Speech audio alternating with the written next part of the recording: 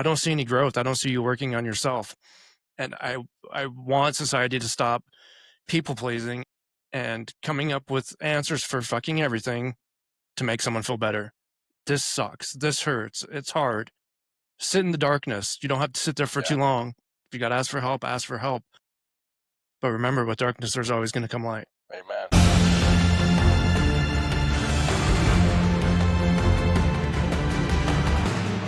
All right. Welcome to Forged in Silence podcast, addressing issues men face, but rarely talk about. Today, we have Frank back with us again to finish off our 3-part series.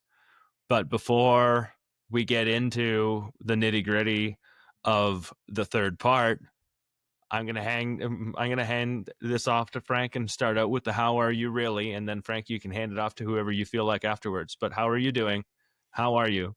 Really? How am I doing? Yeah. Really? Really? How am I doing? Really? I'm hungry.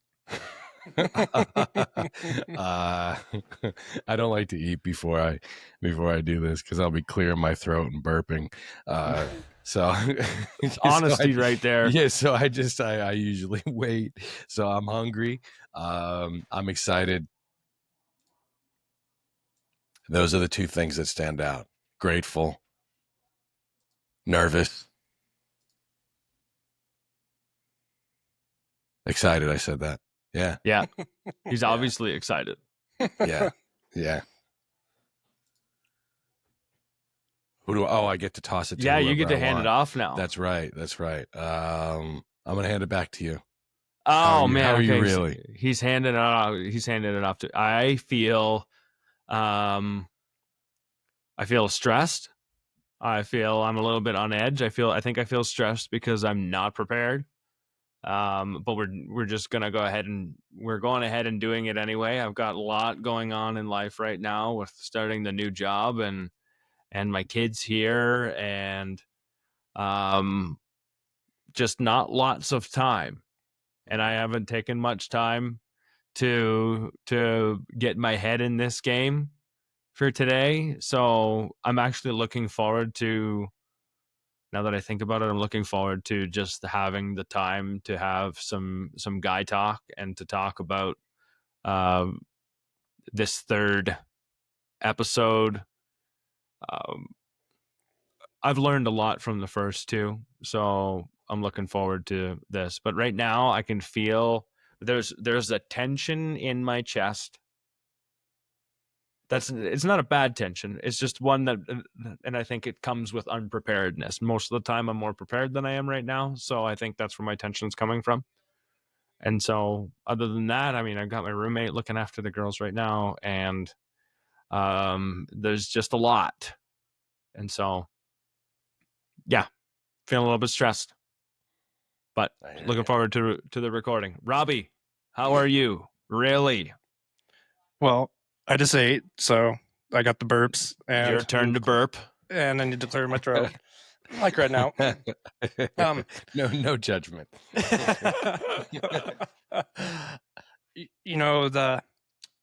last few days have been quite interesting. I got to get away up in the mountains, which always gives me a reset and brings me back to who I am and why I do things. And a couple days, got a message from Steve today about someone that we talked to about last night. And I got a message from another person that follows another podcast I do. And the one was telling me not to change. You bring something new. You just stay you. Then the other one I got from Steve today was, we were in a meeting yesterday and we were talking and I brought up some stuff that's going on and imposter syndrome. And these last 2 episodes have really fueled that imposter syndrome. The stuff that, excuse me, I've learned and I've actually been taking into inventory and doing it because it's what I need to do. Those messages, they hit pretty hard. And I'm grateful to be here with you guys and talk and do this shit. It's all worth it. You're carrying a lot right now, bud. I am. It's nice to hear some cool things, though, isn't it? Yeah. Like, it. Hearing "Don't Change" is a really cool reinforcement of a lot of the stuff that you've been doing and working on. And it's not something we hear very often, so it probably hits you pretty hard in the soft spot. Yeah. I imagine.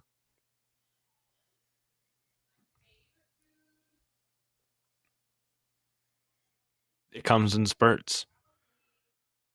The message we got today, the message I forwarded to Robbie, was a really sweet message from an older lady who we actually both hadn't seen in a while and was very interested in what we're doing here and thinks that the message that we're bringing is incredibly valuable. So that was also really, really neat to hear, and it was nice to be able to share it with Robbie.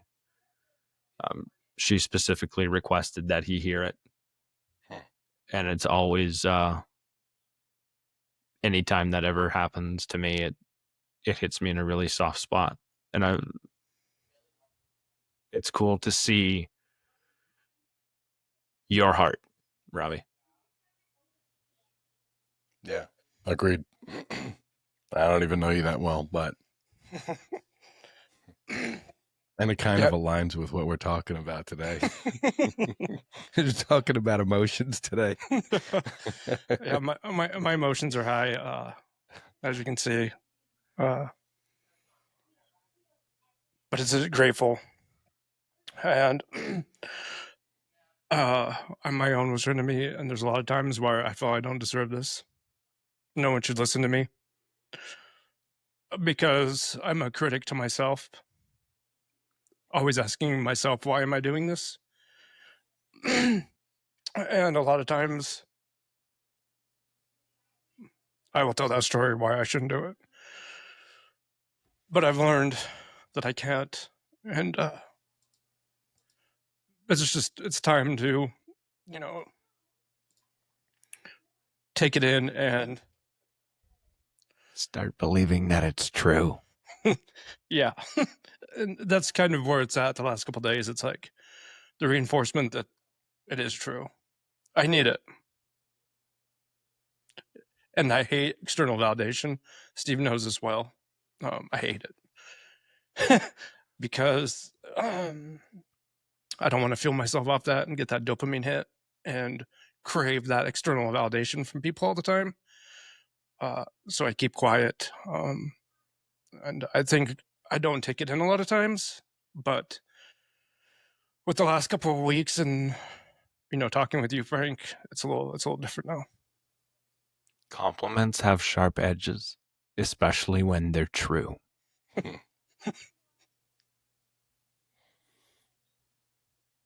And you can see that one cut right now.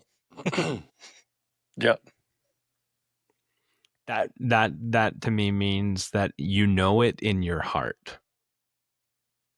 And letting that in when you know it's real and authentic, it's a really soft spot. Thanks for sharing with us today, Rami. Thanks for giving me the space and asking how are you really. And it's a super important question, and I love that it brought out some emotion today. I really appreciate you sharing that with all of us.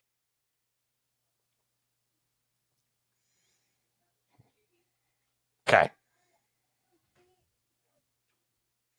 I don't even want to take the moment away, but I mean, we're gonna have to move on here. Please do. I think it'll be tied to. We could tie this. Sure, you can. Yeah. Okay. So, we'll start with a quick touching on the first 4 virtues. from the first 2 episodes, and then we'll roll into the next 2. So the first episode, we talked about brotherhood and discipline, the first 2 virtues. Frank, do you want to give us a quick couple lines about those 2? Yeah, sure. Just a couple sentences. I would say brotherhood, virtue number 1, it's the foundation, is that men, we need other men. We need to surround ourselves with other aligned men. We need community. We need men who are going to push us to hold ourselves to a higher standard and challenge us, hold up a mirror to us, and inspire us. We need men to emulate. And deep down, I think a lot of men are starving for brotherhood and don't even know it. This is how we begin the journey, is by surrounding ourselves with the right guys who are on the same journey and who want the same things. Discipline, second virtue, because, brotherhood is great. Brotherhood brings in a lot of love, inspiration, but love without standard is just indulgence. We could sit around and hold hands and sing Kumbaya, but that's not what this is about. There's work in this journey, on this journey. And if a man wants to step into his masculine energy and he wants to lead more, then he needs to be able to lead himself first. And that's discipline. That comes through in his discipline. It's learned through discipline, through consistency with his habits, through honoring his commitments to himself. And then, and only then, can he lead others. So that's, that was episode 1, all about brotherhood and discipline. And that's where you talked about iron sharpens iron, I think. Amen to that. What you talked about. Indeed. And so, like, another man helping another man getting sharper. Hell yeah. And that was one of those. That was one of the key takeaways that I took from that, like needing other guys. And I've been searching for this, and I mentioned that. Yep. Needing other guys in my life to help push me to be a better man.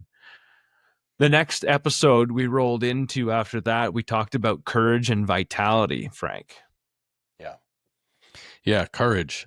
Courage is so important, because if you are husband, father, or leader of any kind, and you want to be in your masculine energy, right? Masculine energy protects. So in order to protect, you need to be willing to assert. You need to be willing to set boundaries. You need to be willing to face fears. You need to be willing to take risks and be bold. And that's what courage is all about. It demands that of us if we are the masculine leader in any situation. Again, husband, father, team leader. At some point or another, we need to be courageous. And am I jumping ahead, or did you say the other vitality one? Is next. Vitality. Yeah. Because when it comes to masculine energy, yes, it leads, yes, it protects, and we can't just embody strength internally. I believe that as men, we are biologically different. We are built a certain way. We are built biologically to be stronger. And I think that that's something that is we can make it our duty and our responsibility to optimize that, and to make sure that we have energy and presence and vitality, and that we are externally embodying the men that we want to become. It's not just internal, that we have to embody that externally. And it doesn't have to be the same for everybody. Not everybody needs to go and get jacked, but you shouldn't be shaped like a pear. You shouldn't look like, somebody looks at you and they see, oh, he doesn't look disciplined at all, or he looks like he'd get knocked over with one blow. I think that that's important to think about. I do. So vitality is, for me, in the Iron Brotherhood, and the way I see it, it's 100% about the external embodiment of the men we want to become. That's episode 2. Courage and vitality. That was episode 2, and I think we had a comment on that episode from someone, and I'm not going to dive into it because I'm going to butcher it. I just tried to look for it, but I haven't found it yet. But it was about how men approach their masculinity a little bit different. Everyone's got a little bit of a different view. I think it all encompasses a lot of the same things, but the way to get there just like anything else, the way to get there is a nuanced path on its own. And then there was something about conflating protection and that sort of thing with essentially not. I think it was like taking masculinity too far to it goes. You could take it to the nth degree, and I don't think that's what we're talking about here. I think, and they mentioned that too. I think what we're trying to do is come at this from a really emotionally and intelligent way, and I think that's where you come from. That's the way you approach this, and you can tell that just by the way you communicate. So after those 2 episodes, we are now rolling into episode number 3 with the last 2 virtues that we get to talk about, and that's going to be temperance and integrity. And I know everyone's going to have some stories about integrity, and temperance is going to be where we're going to start off, and then we'll finish it up with integrity, which is something that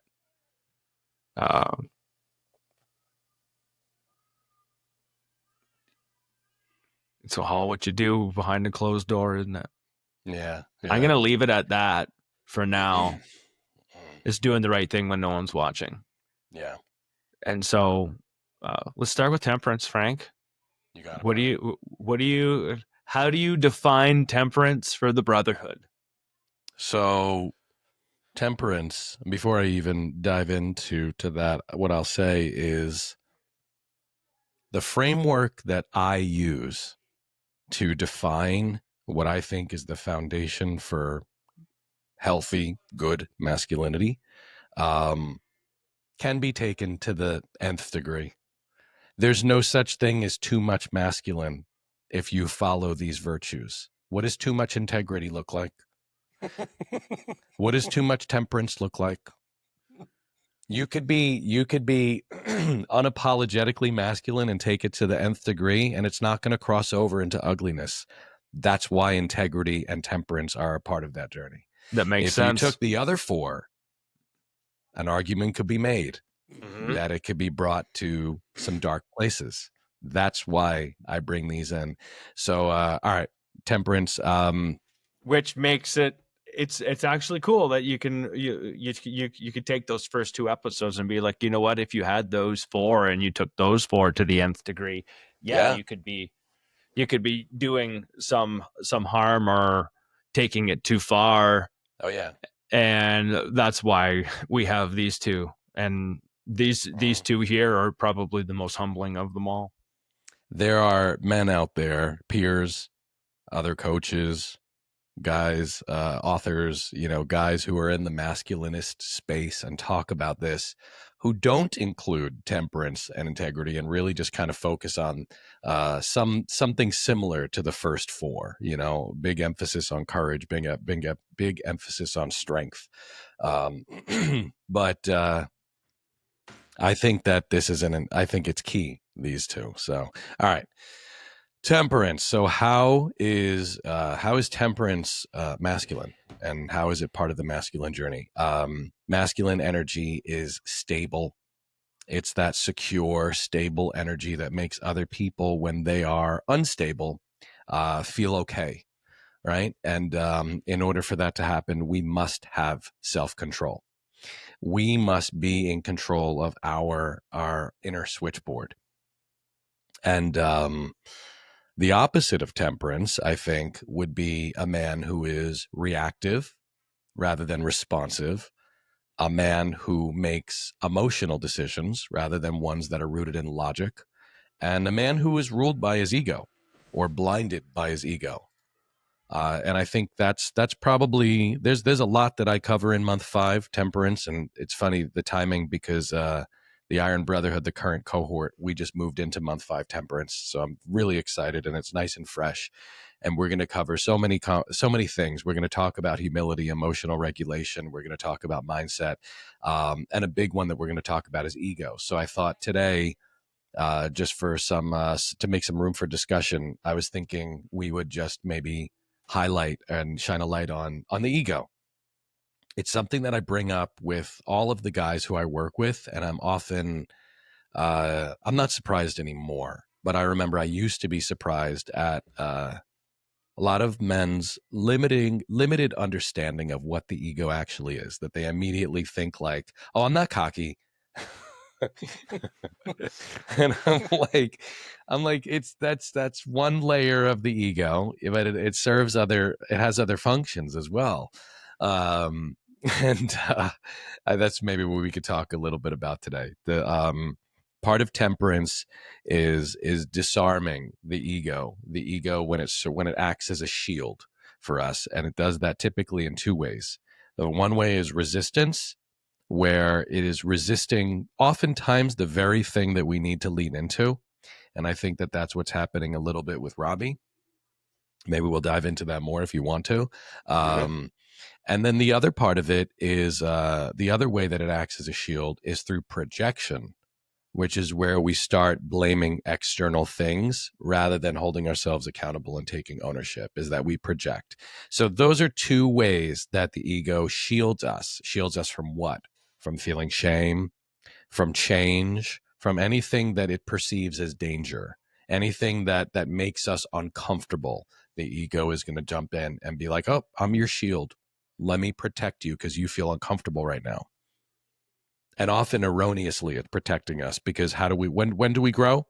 When we're in the discomfort zone. Mm-hmm. So that means that the more you're growing, the more your ego is going to fire up and be like, I need to protect you. So you need to prepare for resistance, and you need to be able to identify resistance honestly. And when you do that, that's when you're the operator of your switchboard. That's when you're the driver rather than it's driving you, is that you can recognize, I'm resisting this right now, but why? And then you break it down, you go one layer deeper. Is it going to hurt me? No. Then what am I afraid of? Well, it's making me uncomfortable. Why? Because I'm embarrassed. Oh, because I'm afraid I might fail. Because I'm afraid I'm not that thing. And I'm afraid I'm going to fall short. Imposter syndrome? Yeah, right. Exactly. Yeah. Maybe. So, yeah. So then we resist. I'm not pointing any fingers. But right. I'm not pointing any Robbie's fingers. over there. I'm not pointing any fingers, Robbie.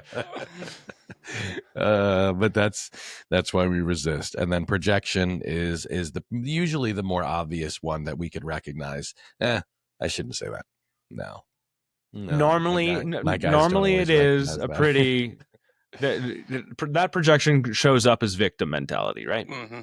It can. Yeah. It's usually how it presents itself, is that we are blaming externally. It's like, no, it's your fault, or it's their fault because they said this and they did that, and or we make judgments about them. Well, they're just insecure and that's why this happened. And it's the ego protecting us from taking ownership, because what happens if we take ownership?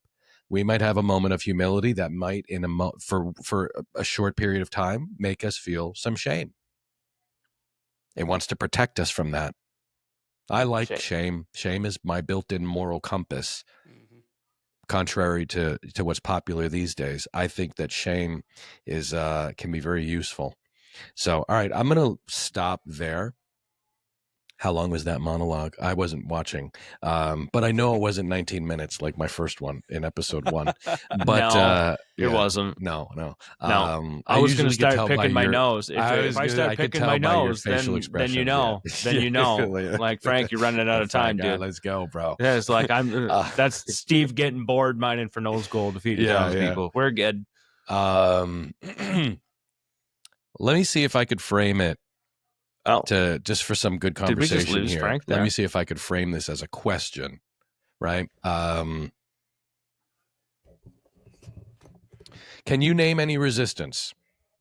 Can either of you name any resistance, or think of a time? And I'll do the same thing, because I'll be vulnerable and I'll chime in if I think of something within myself. But can either of you think of a time, or currently, if it's going on now, where you are feeling resistant to something? And then maybe we can talk about that a little bit. and the people listening can do the same thing and see if we find our way to ego.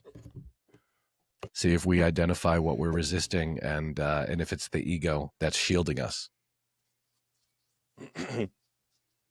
Silence. Should I lead? Well, I can go here because it's something that we just, I just talked about is believing in myself and fear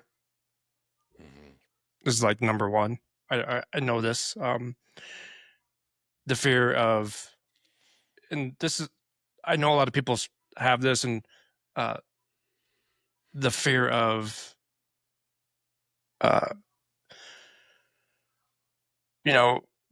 not being right, but of being, trying to word this somewhat. I'm having trouble with the words I can think of in my head, but it's the fear of rejection of who I am, putting myself out there, being vulnerable, authentic, that people thinking it's a facade, this isn't the real me, and that comes right back to me telling that to myself, if that makes sense. It's me doing all this. It's no one else. I'm projecting to myself that I'm not good enough, or this is so. I can work through this, but this one's a little harder just because I'm like on the other side now, and I like to listen and not try to offer too much help, and just try to talk to things. But now, talking, and especially today, just being who I really am scares me sometimes because of the unknown. Where is this going to take me? And I deep down inside don't know why. I think it could be some childhood things, maybe. But yeah, I'm not quite sure. It's something I really need to work on. Yeah. So you said that. Yeah, I could hear you. Yeah. We just lost you for like 2 seconds. Yeah. Screen went black for 2 seconds. You jumped right back on. Yeah.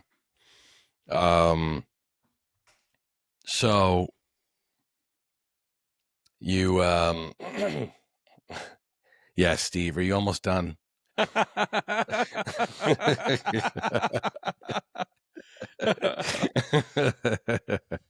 think maybe he was asking me, is he almost done? Oh shit, did we lose him again? We lost him again. All right, let's keep going though. Yeah, he'll come back. He'll come back. All right. Oh, see, now I have to move my screen because I'm looking at myself and I hate seeing myself on this thing. Damn it, Steve. Technical difficulties over here. Seriously, I wrote a sign that said I just lost my sound. I just lost my sound. Imperfect leadership. All right. We got to embrace it. All right. All right. So fear, right? The resistance of fear of what I heard was I'm afraid that they will see me, they will see a facade. Right. I heard that. It was external, is I'm afraid that they will reject me, that they will see a facade, that they will see me fall short of what I've claimed to be, right? Correct. Or what they believe I am. Yeah. And you said, and that leads into my fear of, am I really that? My own fear of am I really that thing? Yes, so far? Yep, correct. Okay. I believe these things happen in reverse. I believe that deep in your psyche, deep in the unconscious, right? Because we go resistance, then we go fear, and then we go deep into the psyche where we can access self-limiting belief. self-limiting beliefs live so deep in the unconscious. It's like right at the line of like you go any deeper and you get into a part of the consciousness that's just not accessible ever. That's how close it is. But it is still part of the unconscious that we can access. It's just so deep. But it's usually the root of everything, of our fears. So usually linked to something that happened in childhood or adolescence. A belief of I'm not enough, or I'm not this thing, whatever it is that you were talking about. I'm not this thing. That's the self-limiting belief. And usually there's a big conflict between the deep unconscious self-limiting belief and our consciousness that logically we know. For example, self-limiting belief could be, I don't deserve to be loved. Maybe because they lost a parent when they were younger, or a parent rejected them. So the self-limiting belief deep in the psyche is, I don't deserve to be loved. But the conscious adult, the logical adult, was like, of course I know I deserve to be loved. So those two things may be in conflict. But so, and that's why I often am met with like some pushback on these things when I'm like, I think this might be your self-limiting belief. Is a lot of times the reaction is, no, I don't believe that. That's silly. I know that I deserve to be loved. Yes, I know consciously you know that you deserve to be loved, but deep in the psyche, deep in the unconscious, in your case, there might be some self-limiting belief of I'm not that thing. I know I'm not. I never will be. I'm not enough. And Yeah, that gets I'm never good enough. Never good Right. enough. that gets exposed when someone shares that you are. And It gets triggered. it gets triggered when Yeah. someone shares that you are. And then the tears come from you actually believing it. You're fighting it, but the tears come from the fact that I know this because this has happened to me a lot. Because the same words that come out of your mouth, Robbie, have come out of my mouth so many times. I don't deserve this. And I don't say it out loud, but the thought sits there and it gnaws away at like, there's no way someone sees that in me. Right? Like, how is that possible? Right? And it triggers the little boy that didn't feel like he got the love that he deserved and he fought for, and it come out in some weird way, like you screamed, you cried, you ran away, you did something, right? Like all it was for attention and love. And finally someone sees it.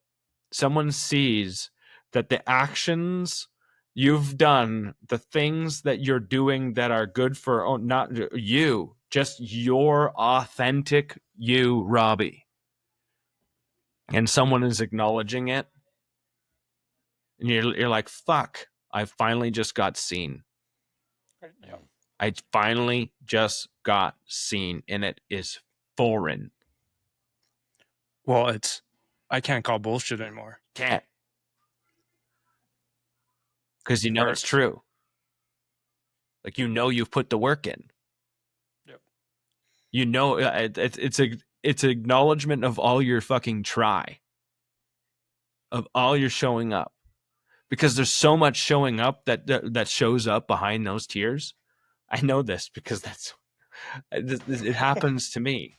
It happens to me. When I finished this last semester and my grades were freaking up, my average was above 100. I still don't feel like I deserve it. Even though I put all of that effort in, and I still, like, someone else has to come in and say, like, dude, you put that work in. You deserve those grades. Just like you deserve the love, and like you deserve the compliments, and just they're hard. They're hard to they're it's so easy to try and slap them away like you don't. Well, that's the shield the ego is putting up. Yeah. It's like, let me put this shield up because there's a lot going on and I need to protect you. Mm-hmm. What is it protecting you from? Myself. Or if I'm not actually this thing, because that's what my Yeah. self-limiting belief says, Mhm. it's protecting you from the rejection when they see, oh, he's not that. He's not that.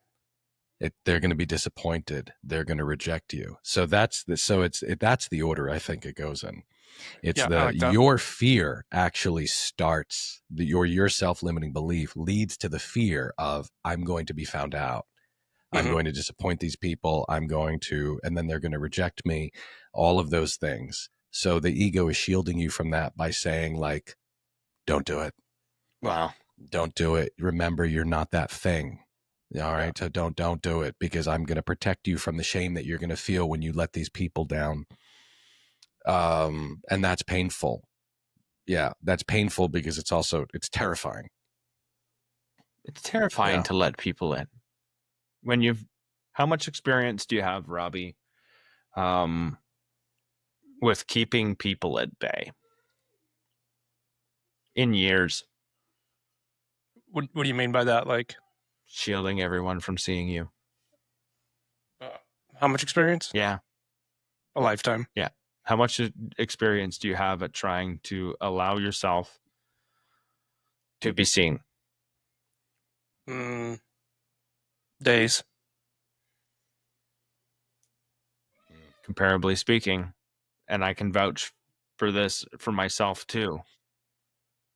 When you have a lifetime of experience that shows you that this is how you must be to take care of yourself, is shield the authentic version of you, and then you try and give yourself a new experience by saying, you know what, I'm not going to do that anymore, and then show up authentically. And this is where it hits with me, is when I am showing up authentically and the reflection in my life shows up and shows me that authenticity is doing the right thing, then I'll cry like a baby. I will. I'll burst into tears out of nowhere, just because that it is finally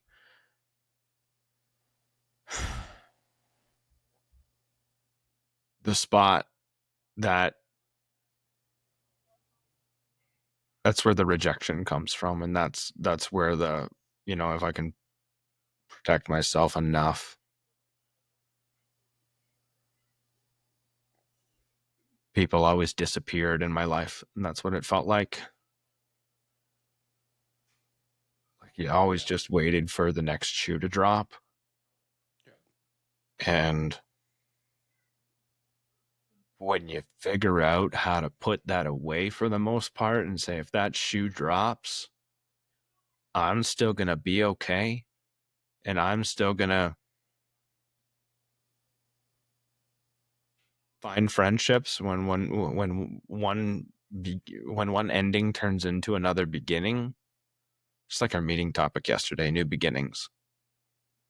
Right? Yep. I don't know. You give yourself a fighting chance to live a pretty fucking awesome life.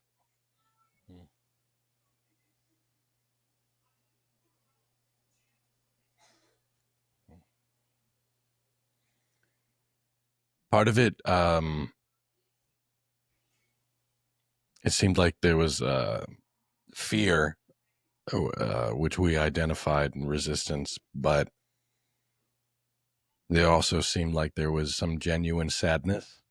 Yeah. Yeah. And Steve, it's I think, just to kind of piggyback on what you said, I think sometimes like when we get to the other side of something, then our body finally lets us grieve. I was just gonna say grief. Yeah, there's so much grief of, I can't believe I went this long without trying a different way. Yeah. And I think we're allowed to feel sad for the older version of ourselves. Absolutely. That suffered. 100%. Yeah. That is a sign that you're on the other side of it, though, and that you're not being ruled by the ego. It might still fire up and scare you and push you to resist, but the tears and the sadness is kind of a sign that you found your way to the other side and actually starting to believe that you do have worth and that you are going to be able to do this. And then you grieve More. all the years or decades. Yeah. This is the weird thing is, like in 2016, I went on this kick of not judging and killing the ego. So I did a lot of, research and learning about judgment, don't judge people, and kill the ego. And I just want people to hear this. I thought I did, but this is because I did do some stuff and I moved on and was able to grieve some stuff and but I just want people to hear it, that this journey never ends. No, it doesn't. I don't mean to laugh at you, but I was tickled because I was just like, no, he's going to come full circle. He's going to bring this home and say like, it's not possible. But imagine if we could read some books and it's like, hey, I killed my ego. It's done. Yeah. I'm done with it for the rest of my life. I don't have to worry about it again. Yeah, no. Marcus Aurelius dedicated his entire life, like other philosophers have dedicated their whole fucking life to trying to understand the ego. It is an ongoing journey. We will fight it. We don't actually have to fight it. It can work. It could work for us, but we have to just continue to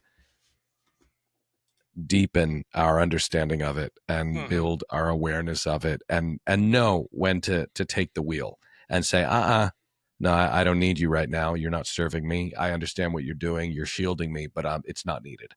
Yeah, kill the ego. Whenever I see like books like that, I'm just like, all right, it's cheeky. It's a fun thing to say, but it's no, it's an ongoing journey. Oh, It's an ongoing journey.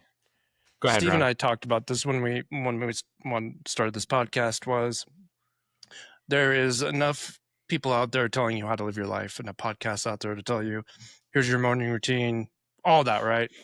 Yeah. Right before you go to bed. I fell into that trap, and that's where I came up with Kill the Ego back in 2016, 9 years ago. Because I fell into it. I need to do this stuff to be a better person. And, fast forward 9 years, I don't need people to tell me what to do. I need the tools and the Brotherhood to hold me accountable. Thinking that I can do all this stuff and I'm going to wake up tomorrow a different man is a fucking lie. And I'm sick of hearing it. It's got to stop. Like, people are getting rich off of it. I understand it's a business and all that other stuff, but it's not real. And once you see through that, bullshit, the authenticity is gone. A lot of people I trusted and read, I don't listen to them or trust them anymore. It's a gimmick. So when Steve and I decided, like, we want life experiences, we want to sit here and be able to tell experiences that happen to us or happen to our guests. And this is our life. This is our journey. We're not telling you how to do. We're giving you some tools and talking through it, but it's never going to end. And I really hit home on this a lot, that this is a lifetime journey. It's not going to end. Don't think you're going to wake up tomorrow and you're going to be enlightened. I'm sorry. You might have an epiphany, but it doesn't mean you're going to wake up a brand new man and the work has ended. Yes, exactly. Yes. And if you ever see any type of marketing from any coaches or mentors or helping professionals that says, become this in 5 days or solve this in 10, run the other way. Right. I don't want to cut anybody off if you had more on temperance, but I feel like Robbie just segued us to integrity with that. That's one part of integrity. It's you guys do what you do because you love it, because you believe in it, because it's a mission, and because you know that it's making an impact, and you do it in a way that is not self-focused, and that's the kind of work that I do too. But that's rare. That's rare. So now, just for the sake of being consistent with what we've been talking about in these last couple episodes, I will tie it to masculinity. I think that masculine energy, it penetrates and it impacts, and I think that we must do so nobly. There are a lot of guys, and I mentioned this earlier in the episode today. There are a lot of guys, or maybe not a lot, but there's some guys in the masculinist space who talk about masculinity and masculine energy, who kind of make this distinction between being good at being a man and being a good man. And they say, you could be good at being a man without being a good man. And you can also be a good man, but not necessarily be good at being a man. And I don't believe either sentence to be true. I actually don't think that you can be good at being a man without being a good man. I think that integrity is an integral part. Well, let me not define it with its own word. I think that integrity is an essential part of masculinity and the masculine journey, because masculinity, when there's no integrity, masculinity is surface. It's surface only, and it's self-focused. And I don't see masculinity. It leads. But if we're leading just from a place of self-focus, just from a place of ego, so then there's no temperance in that. There's no nobility in that. There's no honor in that. We can't just strip all those important virtues and sub-virtues from masculinity and still call it masculinity. Integrity is everything, and you do have to be a good man in order to be a masculine man. At least that's my belief, and that's the type of masculinity that I teach and coach.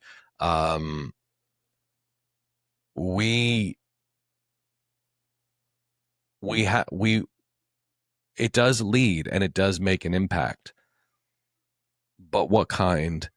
We want it to be a positive one. And Steve, you took some of the words right out of my mouth that I was planning on saying when I got to integrity today, and that is that it's what we do when no one's watching. What kind of, It's also masculinity without integrity is performative. It's what we do when no one's watching, and it's also what we do when other people are watching and you're afraid of being judged. And Right. and story. And I blew myself away when this happened. Something super simple. Didn't really know it. It just came from a very do the right thing space. And I was sitting at I went to a comedy show here in town because I was invited by a guy from my CrossFit gym, and I ordered myself an NA beer, and I sat at the table, and there was a guy next to me, and we were shooting the breeze, and he had ordered himself a beer, and I realized that, like, I saw the waitress give him a receipt, and I didn't have a receipt in front of me. I realized that I hadn't paid for that beer, that non-alcoholic. I hadn't paid for it, and I was like, "Huh, I didn't pay for this thing." And I said it out loud, and he's like, "Right on, you just got yourself a free beer, right?" And she walked by, and I said to him, I was like, "This isn't a free beer. I still have to pay for it." And he's like, "What do you mean?" He's like, "She didn't ask you for any money." I'm like, "No, it's fine." And she walked by, and I said, "I didn't pay for this. So can you let me know how much it cost?" And he just, like, deadpan face, like, I can't believe this dude's just following through with this. And she looked and she was like, "Oh my God, I can't believe I didn't ask you to pay for this." And I was like, "Okay, well, while you're at it, can you grab me another one, and I'll pay you for both." Yeah. And then afterwards, she thanked me. Someone has to pay for that, regardless. That's right. Someone has to pay for it. So I could ask her to pay for it, or whatever their policy is, or the owner to pay for it, or I could pay for the thing that I chose to buy. And so I just did it, even though I was the influence next to me, and this is a trap I would have fallen into all of the time. I would have been influenced by him saying free beer, and I would be lying if the thought didn't cross my mind. Mm-hmm. But my intention and my action and the integrity that I had there, it was proof that I've done something to change my frame of mind, because beforehand I would have just taken the free beer. I would have just done that. And I've had little glimpses into my life recently, and that story is one of them. It doesn't happen all the time. But for me, there's the doing it behind closed doors when no one's watching. And the other one that to me is almost just as important is not being the sheep when other people are doing the thing that you know is wrong and isn't authentic. Yeah. And following through with the thing that you know is right in the face of other people doing the thing that you know you probably shouldn't do. And for me, that one is the harder of the two.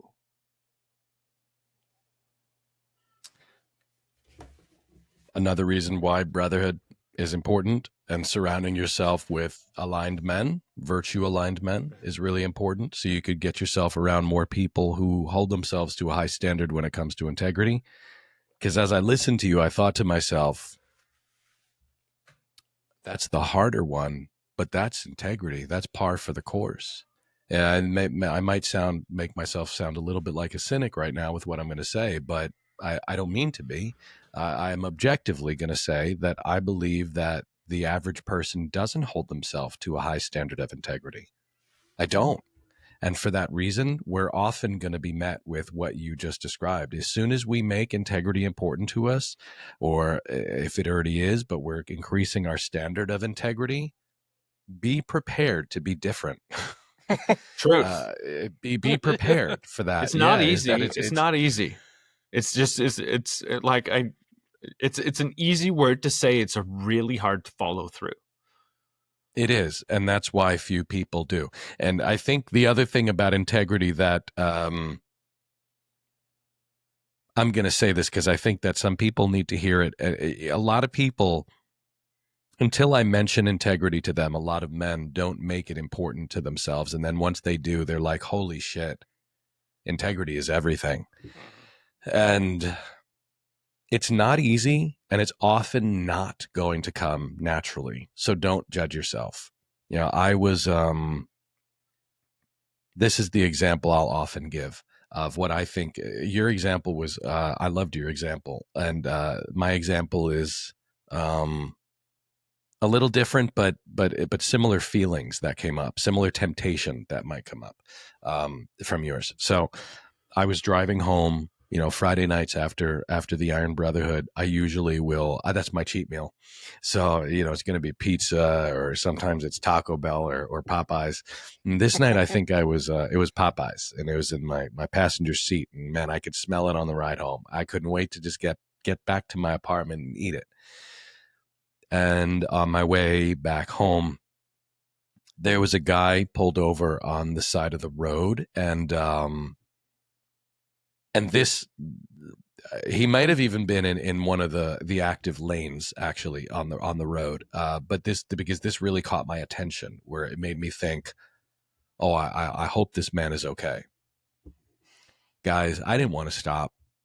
I really didn't. I didn't want to stop and help him. No, I wanted to go home and I wanted to eat my food. That's what I wanted to do. I couldn't wait. I wanted to go home and I wanted to eat Popeyes. But I stopped and I rolled down my passenger side window. And I was like, hey, bro, you all right over there, man? You need help? And he's like, oh, thank you, man. He's like, I'm good. I called. He's like, I'm all right. I was like, cool. All right, have a good night. I was like, thank God. I was really hoping he was going to say he didn't need help. But if he did, I would have stopped it. I would have helped him begrudgingly, but I would have done it. So that moment for me, that's a moment I'll always remember, because for the rest of my ride home, I reconciled the discrepancy between what I wanted to do and what I did do. And I realized that that's not what integrity is. Integrity isn't feeling like helping people. It isn't feeling like doing the right thing. It's not what it is. It's doing the right thing, whether you feel like it or not. In fact, I'd argue that somebody scores higher points of integrity if they do the thing they don't feel like doing, because they believe it to be right. So I think that that's important for people to hear, because I think a lot of people, when they start considering integrity as a virtue and start really being intentional about trying to embody it more and more, is that they often feel shame or guilt if they're not feeling like doing the right thing. And that's when I remind them, like, we're human, we're self-focused. So accept that. And we are not our thoughts and feelings. We are our actions. We are our actions. And that's what integrity is, I think. I think that integrity, it has a couple meanings. The one context is that it's about, being honest. It's honest, noble, having good character, having a strong moral compass. The other thing, which I think is directly tied to it, is it means to be whole. So how is a person whole? And I think a person is whole through alignment. And this is why integrity is in month 6 of the Iron Brotherhood at the very end, is because it asks you to look back on all the other 5 virtues and ask yourself, how well are you living in alignment with all of these? Because if you're living in alignment with them, if your actions reflect alignment with these virtues, you are living with integrity. Integrity is hard when you don't know where to begin. And I think that every man needs a handful of words to use as a compass when he's trying to really step more and more into integrity. We need values and we need virtues to use as a compass. So in any given moment, if we're conflicted, we can ask ourselves, okay, brotherhood, discipline, courage, vitality, temperance, or maybe add your own, maybe the leadership, authenticity. I'm looking at mine. I have it up here. Empathy. You have these words that you want to live by, and you do the work to get those words, and then you use them as a fucking compass. There's a reason I have a compass tattooed on my hand, and these are the 6 virtues, is because it's my reminder if I'm ever lost and I don't know what to do, and I'm feeling indecisive. When in doubt, I have those words, and they will always guide me. And then I could trust that regardless of how I feel or what I'm thinking, if my action is aligned with my values and my virtues, I'm living with integrity. I'm living with integrity. It's your compass. Yeah. I was just putting this all together, and I wanted to ask you, you kind of answered it, but so as you were talking with me, you were talking about, you think it goes backwards with how that goes. I'm feeling right now it goes backwards with your virtues. Without integrity, there's no discipline. And it goes, I feel like, to me, it's feeling like it's flowing backwards. And I was just like, integrity is a big thing. And without it, we can't have any of those other ones. And without those other ones, we can't have integrity.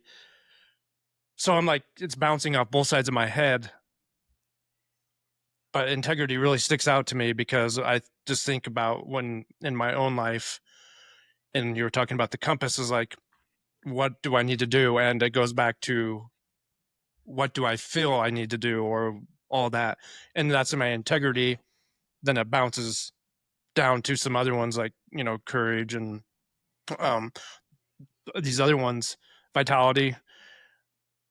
Is that how you did you work backwards?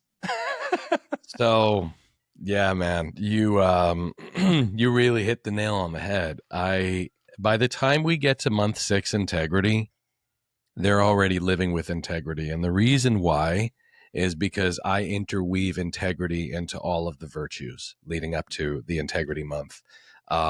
So brotherhood, for example, the way I define it, the sub virtues I use are, support, vulnerability, camaraderie, and accountability. And underneath accountability, I talk about loyalty.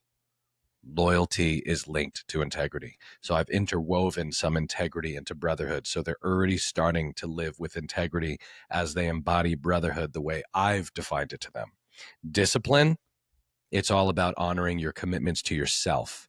You got to start with having integrity with yourself and building credibility with you. Courage, it's about ownership.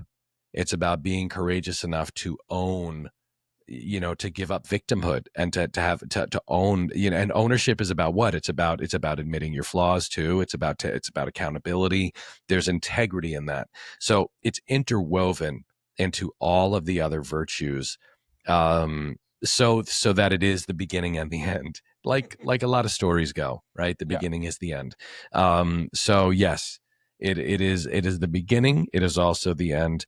And then once they get to it at the end, when I tell them, hey, surprise, guess what? You're already living in alignment with this. You're already doing this by living in alignment with the other 5 virtues as we've defined them here in the Iron Brotherhood. So then what it pushes them to do is it pushes them to live out their integrity through leadership and to take it to even the next level.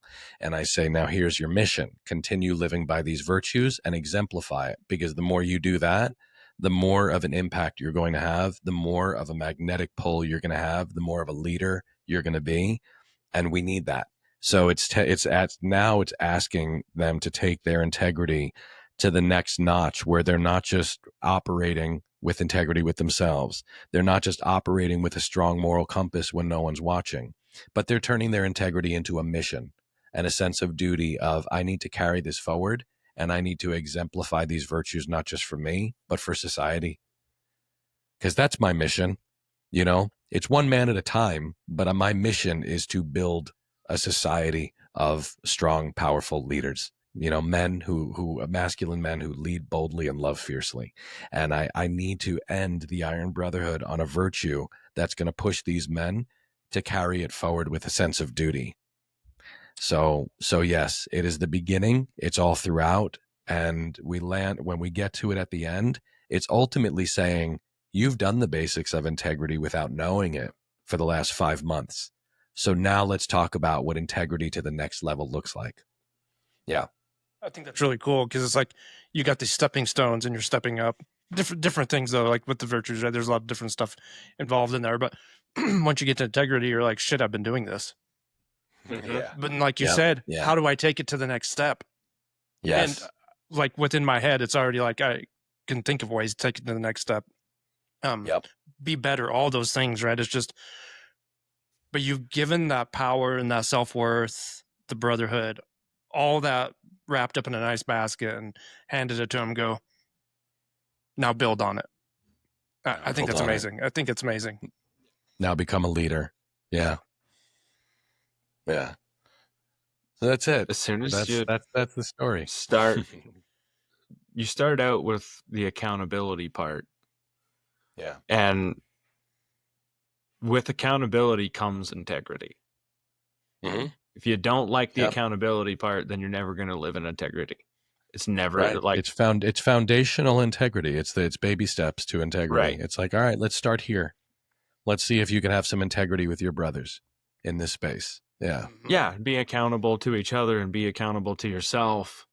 Yep. Yeah. And without that, it doesn't. That's the like you said, that's the foundation of that integrity. What are you going to do with that? Like it's an uncomfortable. Both of those are an uncomfortable bitch to swallow. Yeah. Right. You talk to any of the guys in my group, they'll tell you like, oh yeah, it's uncomfortable. It is. It absolutely is, because it goes right back. My journey is really fucking uncomfortable. Yeah. I mean, and it goes back to temperance too, right? Yeah. It's that level of humility. I just saw a quote. I heard Gary Vee talking today, and he said humility is the sheer superpower of society. And I've been sitting, I wrote that down on purpose because there's a point to it, right? Whenever you listen to him talk about leadership, he talks about leadership in a really interesting way, right? He talks about supporting people and getting to know them and letting them know that they have value. And the people that don't, he's promote fast and fire faster, literally. Yeah. Right? You keep the good ones and you let the good ones know that they're good, and the bad ones are what drag everyone else down. Your mission, That's right. Your mission, similar to ours but different. Our mission is to have healthy emotional conversations, bring that to other men, because we do need to be stronger. We do need to be better. Right now, we live in a society created by weak men. Yeah. Right? We live in a society where comfort is put well above discomfort, and we shy away from it. Comfort, pleasures. Yeah. Right? You said something right at the beginning, love without standard is just indulgence. And there's a crap ton of indulgence that's happening today. And I feel like I'm preaching a little bit, but it pisses me off. I was part of that whole Preach, culture. brother. What's that? Yeah, I said preach, brother. I was part Facts. of that. I was part of that culture. The other thing, I'm like sitting here listening to you guys laying a bunch of eggs, and I'm going to crack them as we go. But the other thing is, and I need to say this, but I think anyways, we are responsible for our feelings, for how we feel. We don't get to give that away to someone else and say, you made me feel this way. You give that responsibility, you give all of your power away to that person that made you feel that way. Now, when you hear that, does that not sound ridiculous? But my boss giving made me power feel like away. this. It's also right. It's giving power away. It's also being a victim. It is being a victim, but you literally give the power of that feeling to that person, and then they get to do that to you all of the time because you give them permission. We're responsible for how we feel, and that's uncomfortable. That means when someone does something that triggers me, that pisses me off, that makes me angry, that hits my car, fuck, they did that. It doesn't matter. I'm still responsible for the anger that sits inside me because that motherfucker wasn't paying attention to whatever he was doing. Yep. That's my anger. If I punch him, that's not because he hit my car. That's because I can't control my shit. Zero temperance. Yeah. Right? Yep. They aren't responsible for the way I feel. Plain and simple. I'm responsible to control, to understand, to ask where that comes from, to figure that one out not on my own, but I'm responsible for it. Yeah. I'm responsible for asking for help if I don't know what to do with it. And I've been there a lot. I don't know what to do with. Ask Robbie. I've been there a lot. Yeah, that's okay. And that's there's the Steve's rant for the day. I've got something to add to that though too. Is I talk about a lot of dark places in my life, and through the darkness I see the light, and without the darkness I don't see the light. Mm-hmm. And that drives a lot of people crazy because they don't want to hear that part.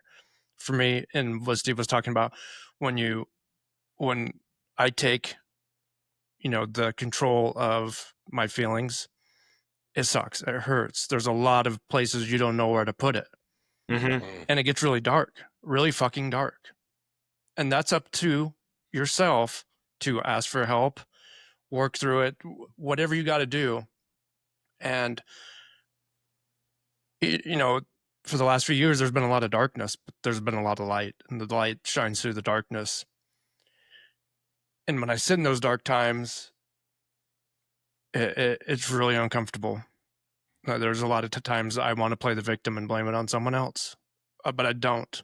I come back right to it and deal with it. And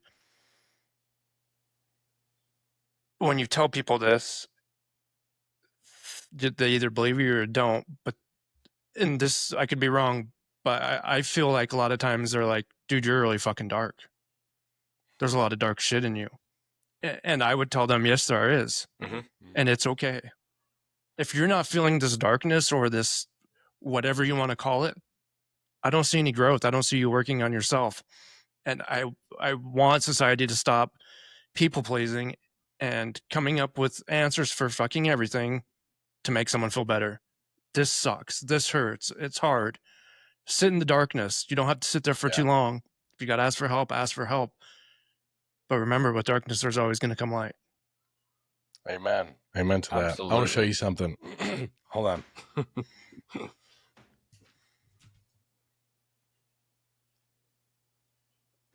I'm curious what he's going to show. Oh, look at this.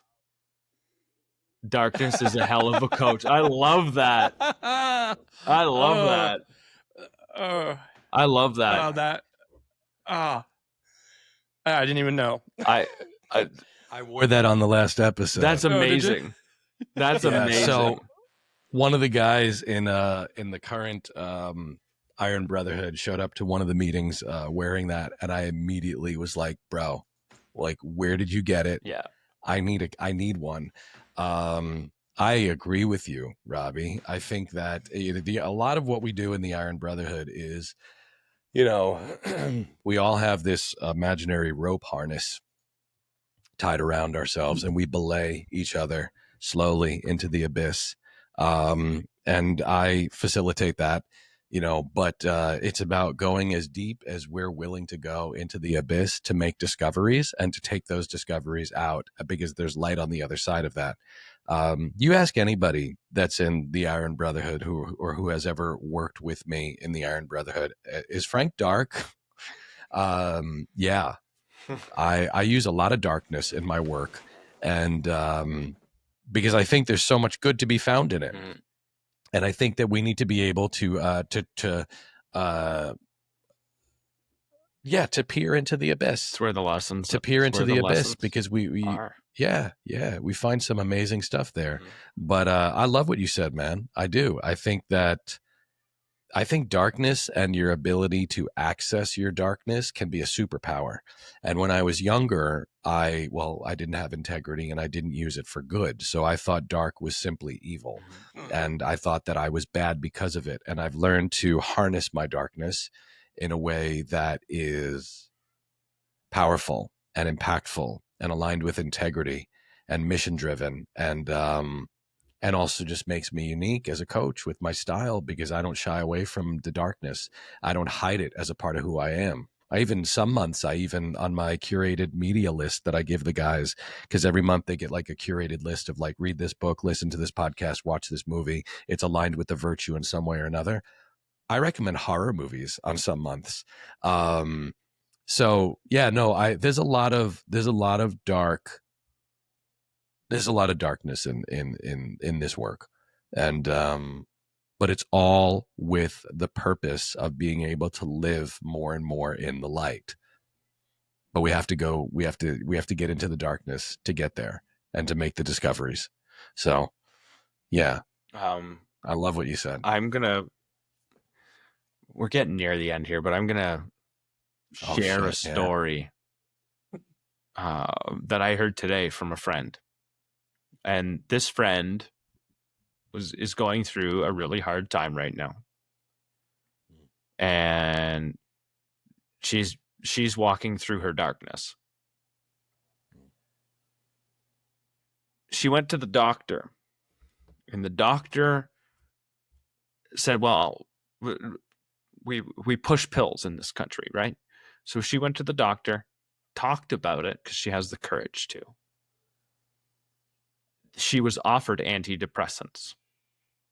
She went to see her therapist. Her therapist offered her antidepressants. Like, if you want these things, we'll give them to you, no problem. In the conversation I had today, it's a she, but this goes both ways. She said, I fought really hard to feel again. I fought really hard for my feelings. And right now I'm having darkness, but as soon as I start taking that medication, I'm not going to feel my joy either.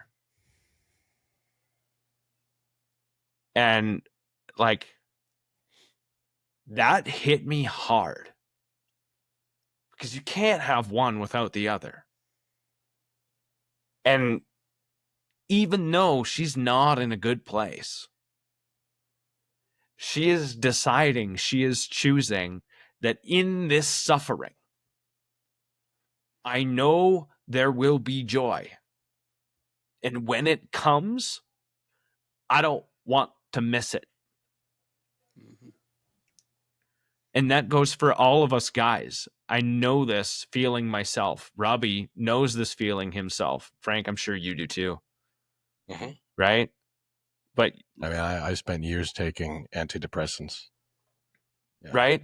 And I don't believe that they only block the bad feeling. right.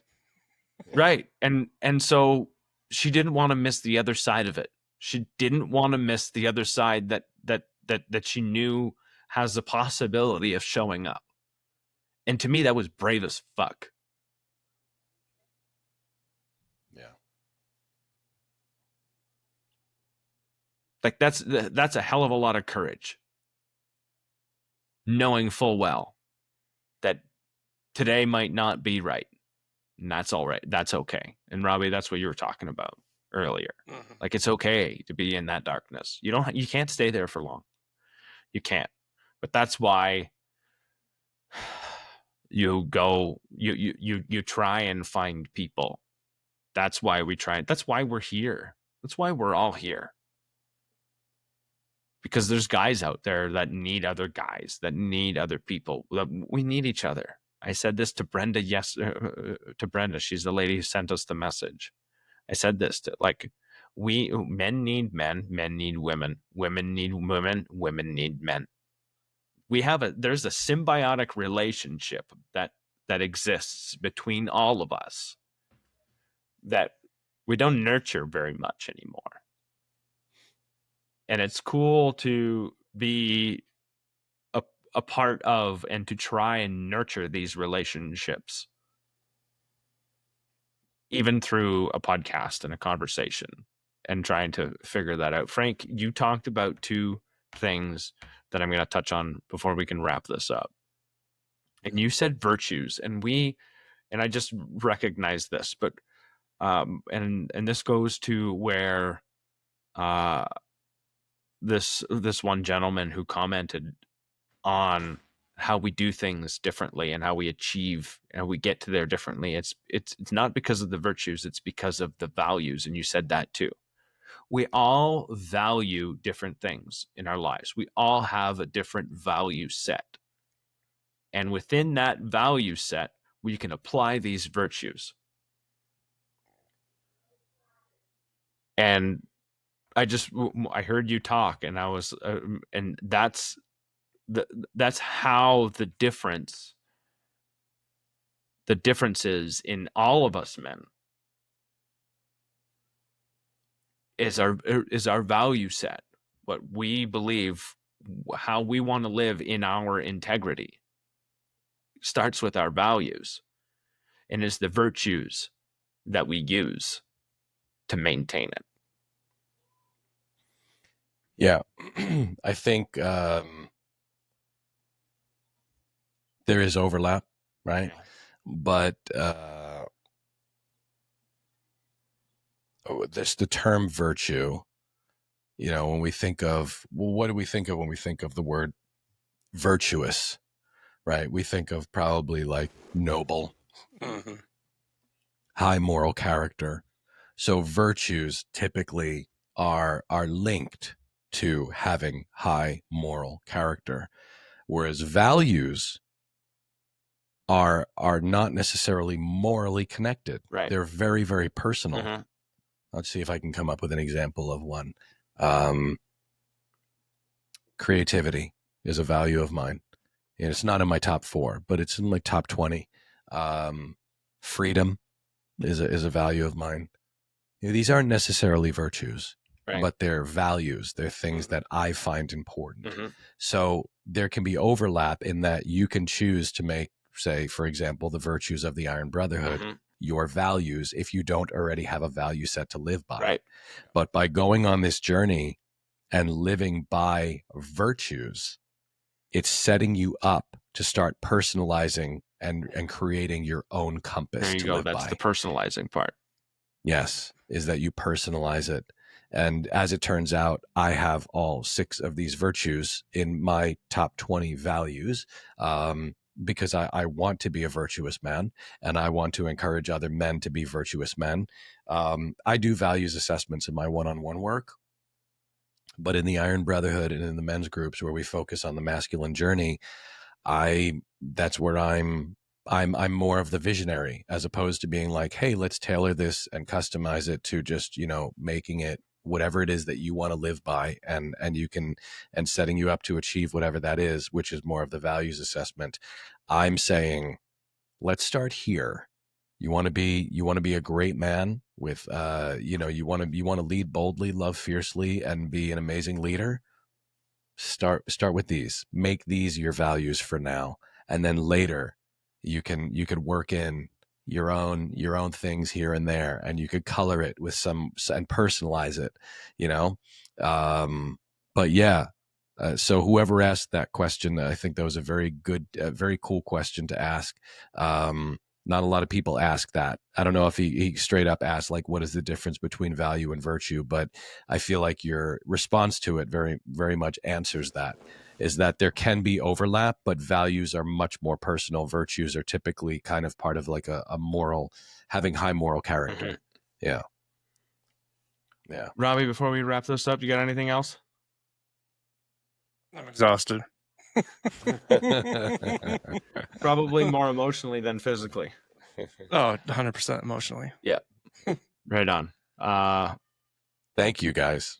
Frank. Thank you. I just want to say that. I want to say thank you. Thank you guys for letting me talk about this. Thank you guys for listening to my monologues, for being so vulnerable with me, for having some great conversation with me, for being brothers. Yeah. We appreciate, and for the work you're doing, and for your integrity. We appreciate you and your willingness to show up and share about the Brotherhood and share about these values and virtues and what they mean to you and how you help other men, and letting us be a part of that. We're a little hole in the wall podcast, and when you think about not deserving certain things, when someone shows up and wants to join us and share as much as you have with this little podcast, it feels pretty cool, and it feels pretty special. Thanks, man. So- I seek alignment, and when I sought you out and I checked you out, I sensed alignment. I told you, your first voice note back to me, I was like, oh, I already like this guy. Yeah. I could sniff out integrity. And I sensed alignment, and that's what it's all about. The same thing with the Iron Brotherhood. I don't say yes to everybody. I'm looking for people who I really do believe want to go on this journey and are going to thrive. Mm-hmm. And by the way, just since we're on that, if I could just say to the guys who are listening, if you've listened to all 3 episodes, or if you've just listened to this one and you're bought in and you're sold on it, if it's resonating with you, if you think that this is a journey that makes sense for you and that you would grow from, and you believe in the masculine journey and these virtues speak to you, hit me up, Frank Paul Vignola. All right. You can do frankpaulvignola.com to get to my website. Then just click on the Iron Brotherhood and you can apply. Or you could look up Vignolagram on Instagram if you want to have a chat first. Either way, you're going to be linked to hopping on a call with me at some point to check each other out and see if we vibe and if we align. And if so, then we go on a journey together. Amazing. I hope there's a guy or two or even more that that go and check you out and find out what you're up to and use you to help them along with their journey. Thanks, man. Yeah, no, I hope you get something out of this too, rather than Oh man, I already got something out of this. I know. already got something out of I this. did Yeah, too. don't worry about that. Anyways, I got to meet you guys. yeah, I feel grateful. Likewise. I feel grateful. Yeah. I've learned a lot in these past 3 episodes, and I don't think this relationship's done by any means. So I don't think so as either. our audience is, if you're still here listening, you'll see Frank again. There's almost a guarantee there.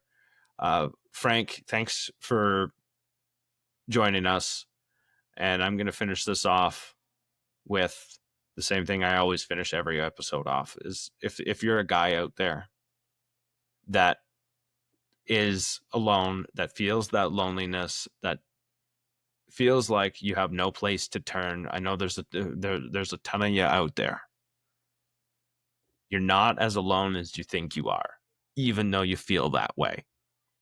That feeling is completely valid, but part of it is you got to make some effort to reach out. There are people out there that are willing to help. There are people out there that are willing to care. There are people out there that are willing to go out of their way to help you help yourself. And there's 3 guys here that are willing to do that. So you don't have to do this alone. You really don't have to do this alone. So thank you, Frank. Robbie, love you, man. We'll figure out what we're gonna do for the next episode. And to our listeners, whoever's made it this far, thank you for being here. I know Imp is still here. He watches every episode live. I send him a message. I'm like, we're going live tonight, and here he is. He's been like, what's up, the Imp? most loyal fan and listener and watcher that we have, at least the loudest one. So I appreciate you for always showing up like you do, man. So now you're getting a shout out. So thank you for watching. You know what? I'm gonna do this. No, never mind. I'm not gonna do it. I'll try and figure out. Always end off on the note for other men to reach out. So please do, if that's you.